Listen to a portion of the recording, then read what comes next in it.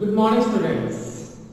इससे पिछली क्लास में हमने फॉरेस्ट एज ए रिसोर्स के बारे में स्टडी किया था, कैसे वो हेल्पफुल है हमारी डे टू डे लाइफ में, है ना। और साथ ही साथ इसके साथ साथ हमने उसके मेडिसिनल हर्ब्स, मेडिसिनल यूजेस पढ़े थे। साथ साथ वो पूरे हम सब जानते हैं हम ऑक्सीजन पे डिपेंडेंट है, तो कैसे वो ऑक्सीजन सप्लाई करता है।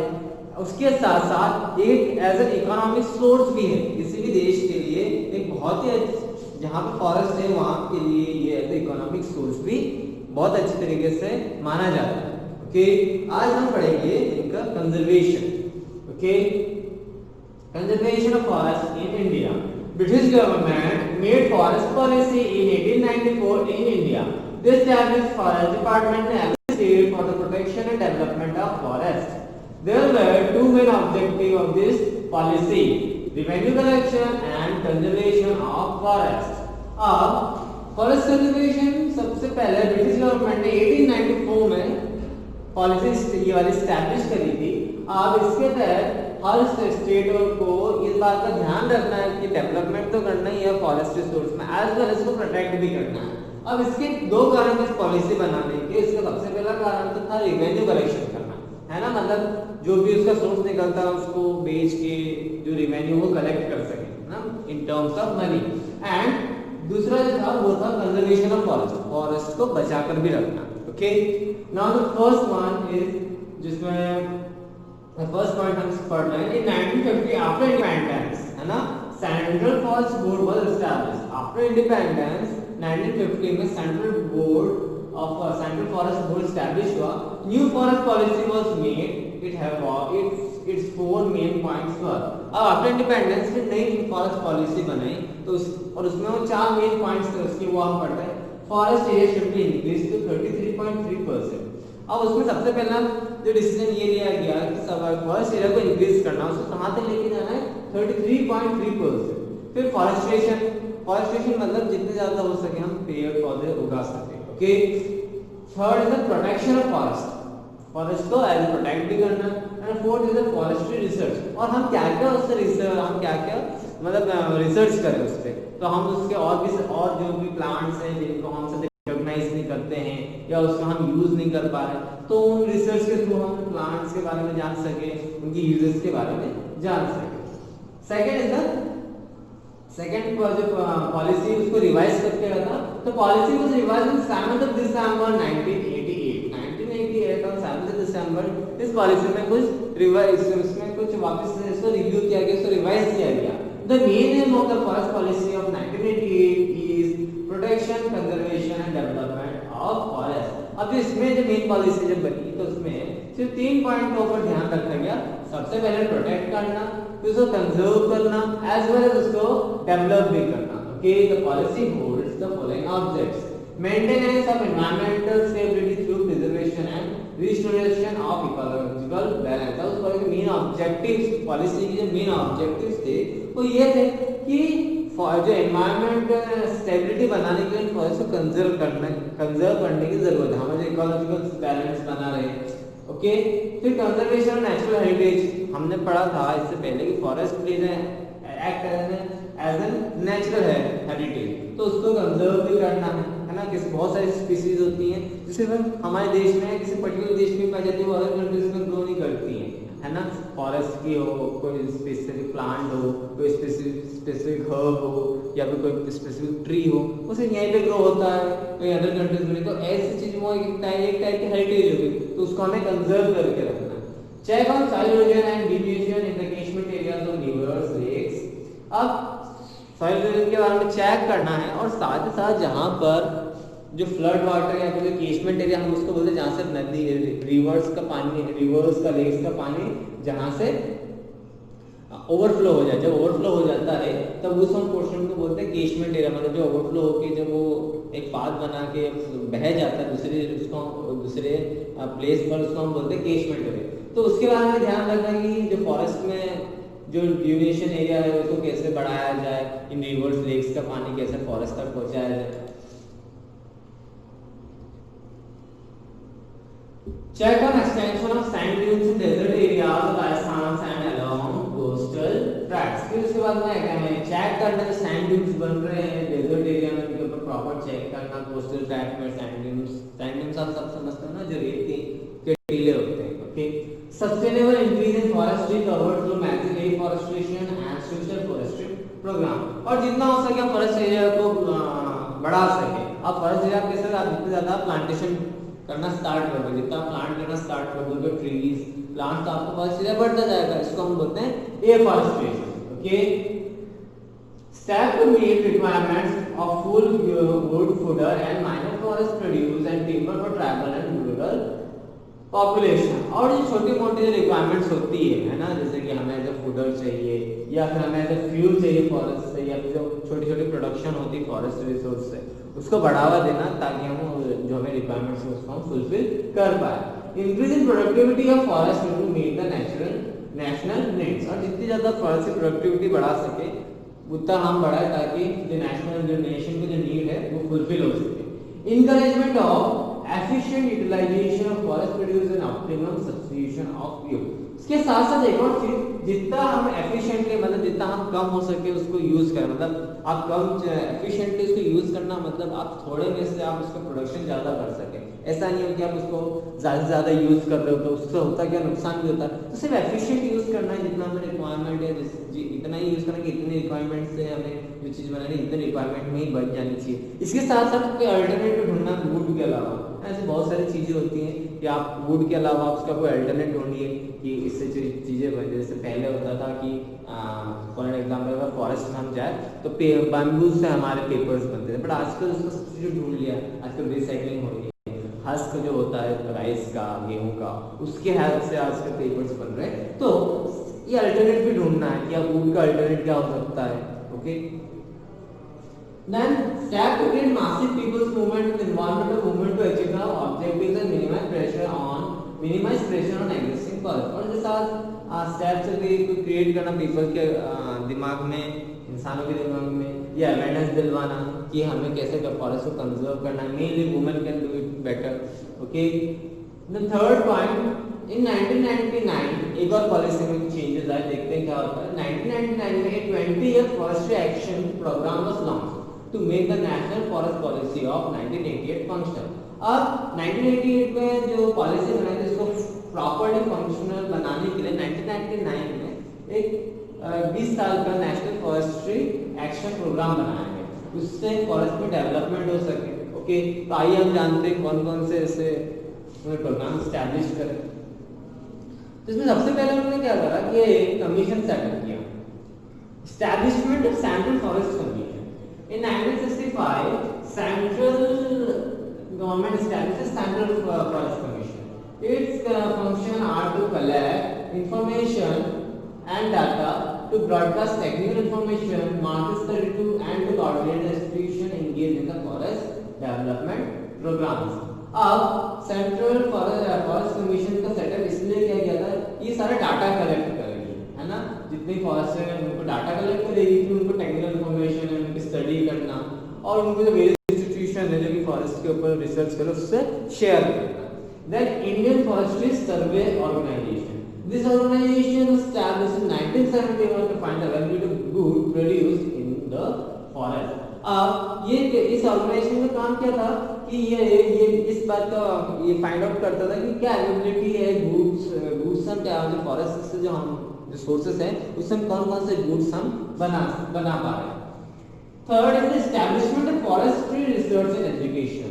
It was established at Dehradun, है ना, इसको एस्टैब्लिश कहा गया था देहरादून में। Forestry research institution and centre under the council are responsible for undertaking research in their respective eco-climatic zones. It has 4 regional centers: Bangalore, Coimbatore, Jabalpur and Burniha. अब इसका सबसे पहले स्टैब्लिश कहाँ किया गया था? देहरादून में। ओके, अब इसका काम क्या होता है? वही रिसर्च करने के लिए ना, फॉरेस्ट्री में जो भी रिसर्च है उसके ऊपर रिसर्च करना। इनके 4 मेन रीजनल सेंटर्स बना रखे थे, बैंगलोर, कोयम्बटूर, जबलपुर एंड बुर्निहा। और सबसे इनफैक्ट कि वहाँ की क्लाइमेटिक कंडीशंस के हिसाब से वहाँ पर उन्होंने रिसर्च की थी। Okay, establishment of Woodcraft Training Center in 1965, a Woodcraft Training Center was established in Dehradun to train the forest officers and employees। of the State Department. अब 1965 में वुडक्राफ्ट ट्रेनिंग सेंटर एस्टैब्लिश की गई देहरादून में। वहाँ पे जो फॉरेस्ट के जो ऑफिसर्स होते हैं उनको ट्रेनिंग दी गई थी, है ना, फॉरेस्ट के कंजर्वेशन के हिसाब से, उसकी देखभाल के हिसाब से। Okay, State Forest Development Corporation, cutting of forests in the states is done by the contractors. To prevent this practice, this corporation was established in 19 states. अब उससे पहले क्या होता था कि जो पहले जंगल काटे थे, फॉरेस्ट जो क्लियर होते थे, इनको कॉन्ट्रैक्ट वाइज दे दिया जाता था। जो कॉन्ट्रैक्टर्स होते थे वो अपने मन में हिसाब से ही फॉरेस्ट को कट करते थे। तो इससे होता क्या था, वो कभी एक्सेस अमाउंट में काट लेते थे। सो इस चीज़ को कंट्रोल करने के लिए ये स्टेट फॉरेस्ट डेवलपमेंट कॉर्पोरेशन को स्टैब्लिश किया गया था, ताकि यही ध्यान रखे कि कितना रिसोर्स है, कितना फॉरेस्ट है, कितना सामान आप एक्सट्रैक्ट कर सकते हो या उसको इस्तेमाल कर सकते हो। नेक्स्ट जो हम पढ़ेंगे Indian Institute of Forest management.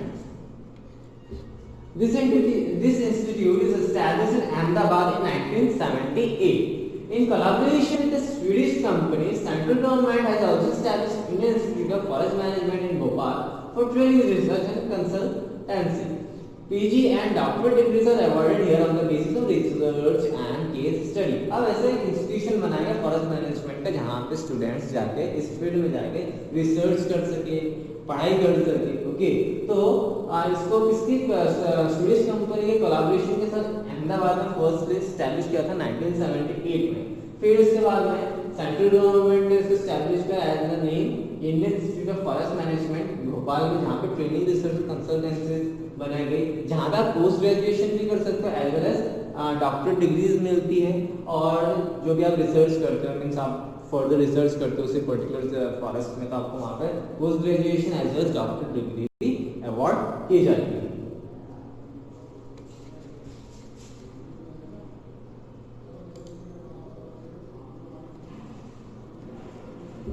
फिर उसके बाद में एक और एक्ट बनाया गया था, forest conservation act. In 1980, central government passed the Forest Conservation Act, according to which forest land cannot be converted into agricultural land without the permission of the government. Government has classified forest into 4 categories: protected forest, national forest, village forest, tree groups. From the management point of view, forests are categorized into 3 groups: reserved 52%, protected 32%, unclassified 16%। और 1980 में central government ने forest act पास किया, जिसके तहत आप किसी भी forest land area को आप एग्रीकल्चरल लैंड में कन्वर्ट नहीं कर सकते। ओके, उसके हिसाब से गवर्नमेंट ने कुछ 4 कैटेगरीज में उसको क्लासिफाई किया। सबसे पहले प्रोटेक्टेड फॉरेस्ट, जहाँ पे फॉरेस्ट जो प्रोटेक्टेड है, जहाँ पे सारी स्पीशीज एंडेंजर्ड है या फिर उस फॉरेस्ट से आप कुछ ले नहीं सकते, कोई किसी टाइप का गुड्स आप वहाँ से ले नहीं सकते। फिर नेशनल फॉरेस्ट, इसका village forest and the tree groups. पहले के इसमें मैनेजमेंट पॉइंट ऑफ व्यू में अगर उसको कैटेगराइज किया तो उसमें कैटेगराइज किया गया in the process of management, जिसमें रिजर्व फॉरेस्ट, प्रोटेक्टेड फॉरेस्ट और अनक्लासिफाइड फॉरेस्ट। ओके, उसके बाद में वन महोत्सव 1950 में के Munshi the agriculture minister had started Van Mahotsav, plant more trees movement to increase the forest area and to motivate people for plantation. Van Mahotsav is celebrated from 1st to 7th of July every year in our country. Van Mahotsav 1950 में जो उस समय के के मुंशी जी जो थे, उस समय फॉरेस्ट मिनिस्टर थे, तो उन्होंने एक मूवमेंट स्टार्ट किया जिसमें इन 7 दिनों में 1st ऑफ जुलाई से 7th ऑफ जुलाई में इन्होंने एक तरीके से एक स्लोगन दिया था कि प्लांट मोर ट्रीज, जिससे पीपल्स मोटिवेट हो और ज़्यादा से ज़्यादा फॉरेस्ट एरिया लैंड इंक्रीज हो। फिर आता है social forestry. This programme of plantation is started in association with World Bank. It aims to plant useful trees in wastelands, road sides and canal embankments near villages. अब social forestry ऐसी जगह पर plantation करना, ऐसे बैरन lands पे जहाँ पे हम यूजफुल प्लांट्स को ग्रो कर सके। आप जो सड़क के किनारे आप जो पेड़ देखते हो, रोड साइड पेड़ देखते हो, वेस्टलैंड्स का आप जो पेड़ पौधे उगाना, तो ये इससे क्या होता है, जहाँ पर ये ऐसे प्लांट्स ग्रो करते हैं जहाँ पर ऐसे प्लांट्स, ऐसे ट्रीज ग्रो करते हैं जहाँ मतलब उनका यूज हम ज़्यादा से ज़्यादा कर सकें। फिर एक स्लोगन एक और निकला था, that 1 tree for every child। This slogan is developed in schools, है ना, and colleges. People participation is increased by publishing one Mahotsav and by farm forestry. By planting trees on roadsides, railway sides, canal embankments, cutting of green trees is prevented by the effective implementation of forest act. Cutting trees and animal grazing is prevented in Himalaya regions. अब इस दौरान Himalaya regions में तो आप grazing आप animals को नहीं कर सकते, वहाँ प्रोहिबिशन है। इसके साथ साथ ये स्लोगन दिया गया कि हर एक बच्चा जो भी एक एवरेज स्टूडेंट या एक जो भी एक चाइल्ड है वो अपनी लाइफ में एक अलग प्लांट तो अपने जरूर ग्रो करे। तो इसका सबसे ज्यादा बढ़ावा आप जानते हो स्कूल में कॉलेजेस में दिया जाता है। ऐसे आजकल नॉन एनजीओज हैं जो कि इस काम को बढ़ावा देते हैं। Okay, joint forest management, this programme has been practiced in 21 states of the country. About 70 lakh hectares of degraded forests in the country are being managed and protected through some 35,000 village protection committees. अब इसमें जो joint forest management में होता है कि 70 lakh hectare जो कि forest degrade होता है, वो खराब होते गया है या फिर उसको हमने ज़्यादा एक्सट्रैक्ट कर लिया और आज वो फॉरेस्ट लैंड एरिया कम होता जा रहा है, तो उनको प्रिजर्व करने के लिए, कंजर्व करने के लिए, उनको प्रोटेक्ट करने के लिए एटलीस्ट 35,000 विलेजेस कमिटीज फॉर्म हुई है। और ये कहाँ इम्प्लीमेंट हुआ? 21 स्टेट्स में प्रैक्टिस होता है। Next one is the forest fire, जो हमने उस दिन हमने लास्ट में जो हमने डिस्कस की थी, फॉरेस्ट फायर की वजह से भी काफ़ी सारा नुकसान हो जाता है। तो उसके लिए देखते हैं क्या है। Fire is one of the major factor responsible for the destruction of forest in the country. आपने थोड़े दिन पहले ऑस्ट्रेलिया की बुश फायर के बारे में सुना होगा, वहाँ पे बहुत ज़्यादा आग लग गई थी। उससे नुकसान क्या हुआ? फॉरेस्ट रिसोर्सेज पे, वहाँ के वाइल्ड लाइफ पर। Okay, several appropriate measures have been undertaken to reduce the incidence of fire in the forest.